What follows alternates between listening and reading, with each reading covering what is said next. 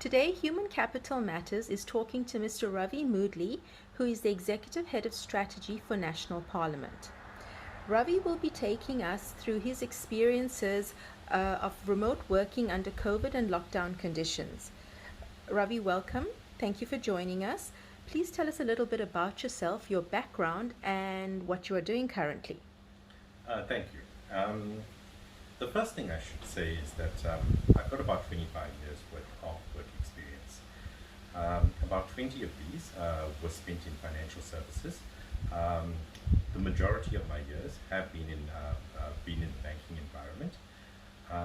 Recently, I spent 8 years as the head of strategy for Nedbank Corporate Banking.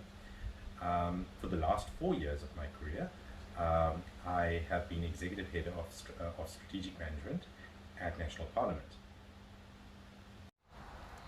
Much has been said and written about the new normal. I know that you have some very strong feelings about the literature that is out there. Would you share some of your opinions with us? Sure. Firstly, I've got to say, as a strategist, I normally analyze a lot of trends, and I'll be honest with you. There's certain things that you see very often. There's a certain phenomena which I call, the phenomena of the mold of fashion in the glass of form. And I'll be honest with you, just about at any point in time, people talk about factors which are going to redefine the world. And to me, a lot of things talked about when people talk about the new normal, hyperconvergence, you can look at all of these factors and people talk about them like they are fundamentally changing the world. And let me tell you, that happens just about on a daily basis. In fact, very little new literature comes out on some of these things. And I think the sense of perspective that people have when they talk about these things is pretty skewed. And often they're written in a manner which is not very practical or does not look at some of the factors that we should be looking at. Also, a lot of the literature is written from the standpoint of companies such as Google and the companies that people like to follow. And let me be honest with you. Using Google as an example of something, considering their almost unlimited budget, considering the fact that they have highly professional, technologically skilled staff, and the fact that they are dealing in environments which do not have some of the inhibiting factors that South African corporates may face, make them very unsuitable examples to follow. So I find a lot of the literature written to be from a very academic standpoint, written by those who like change for the sake of change, and who, quite frankly, are very impractical in their approach. So tell me about some of the factors that you had to consider when implementing remote working at Parliament. Sure. There are so many factors that we really have to look at. However, I think I'll just mention the most critical here. Offhand, from an external perspective, one of the key things we needed to look at, as you may know, in South Africa, internet broadband penetration is still quite fragmented and uneven across various parts of the country. We really needed to factor in that a lot of our client base, who are members of Parliament, live in various parts of the country, and that may not have access to the best internet possible. And it's really something we need to consider when implementing our virtual model. Then, amongst internal factors, I think the primary considerations were, firstly, we came off a very low base of technology adoption. So historically, parliaments have not been very good at adopting new technology. So we knew upfront that the amount of change management and training interventions that we have to do would have to be implemented very carefully to ensure that we could transform to a new business model while ensuring that we didn't disrupt our current business. The other factor which we needed to take into consideration was the fact that the average age of our staff was around 46 or 47, which is considerably higher than the national average of corporates in South Africa, which I believe is around 34. Uh, this coupled with the fact that members of parliament are also older. So when we look at these, it really introduced a lot of change management complexity and training interventions that we have to put in place in order to transform the business. At the same time, it was quite critical that our constitutional mandate could be executed.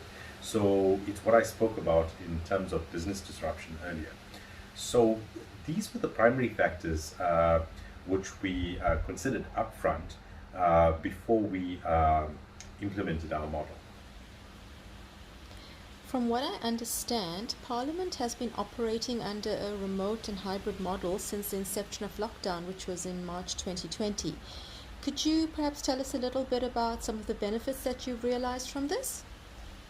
Yeah, there's definitely quite a few benefits that we've managed to realize through this remote operating model. Let me start from the obvious ones. We've done an analysis on productivity. Productivity on the whole has definitely increased. It's not without its challenges, but on the net basis, we definitely have an increase in productivity. Then we have also managed to realize net cost savings. Although we've had to spend more on obviously things like mobile data, our systems, our broadband, our VPN access, etc. But there's been savings on so many other line items that it's more that our increased expenditure on the factors that I mentioned earlier have definitely been outweighed by our net savings on other line items. We've also found that it has introduced efficiency to our operating model. The one thing that the pandemic and the lockdown gave us is that we were able to go back to our operating model and truly see what is necessary, what is not, and remove some of the inefficiencies that has been there. So it has definitely created for us a more effective operating model. And I think also from the softer standpoint, our staff are definitely happier. The reports that we get is that definitely staff have been able to achieve a better work-life balance and are definitely happier under the remote working conditions. I think for me, these are the primary benefits that we have seen. Ravi, I know you've touched on this briefly, but could you elaborate more on the challenges and complexities that you have experienced, or rather the institution has experienced while under remote working conditions? Sure. I think the first one I've already mentioned, that we had to overcome significant deficiencies in broadband penetration within the country. So that has ended up costing us quite a bit more in terms of mobile data to overcome some of these issues. So that definitely has increased cost. From another standpoint, even though staff are a lot happier under remote working conditions and the better work-life balance that they managed to achieve, it definitely has made management more complex. From a practical point of view, staff have different preferences. So we've seen different work times evolve amongst various staff members. Obviously, each staff member looking to maximize their own efficiency. However, it has made management complex in that they have to coordinate and manage staff with varying preferences. Definitely, I think managerial styles have had to change to accommodate these working conditions. It's still a challenge that we're grappling with. However, I think as time goes on, this starts to we start getting more used to it. The other challenge that we see is that obviously as human beings, people have different personalities. So uh, often we see that introverts thrive under these kind of conditions. So a lot of them prefer working on their own, prefer less disruptions, etc., to their work schedules. So they definitely become more efficient. However, there are a lot of staff who are also more extroverted in nature, and these are the sort of people who thrive on human interaction. For a lot of them, we find they've been finding it a bit challenging, the lack of interaction, and some of them say that teamwork suffers. However, through time and through various practices, we've also been addressing some of these issues, but it's still something that people have to grapple with for a while. I also think that So, Ravi, I, as an HR practitioner or an HR consultant, one of the many things that I'm called in time and time again to work with companies on is fixing or enhancing rather their culture.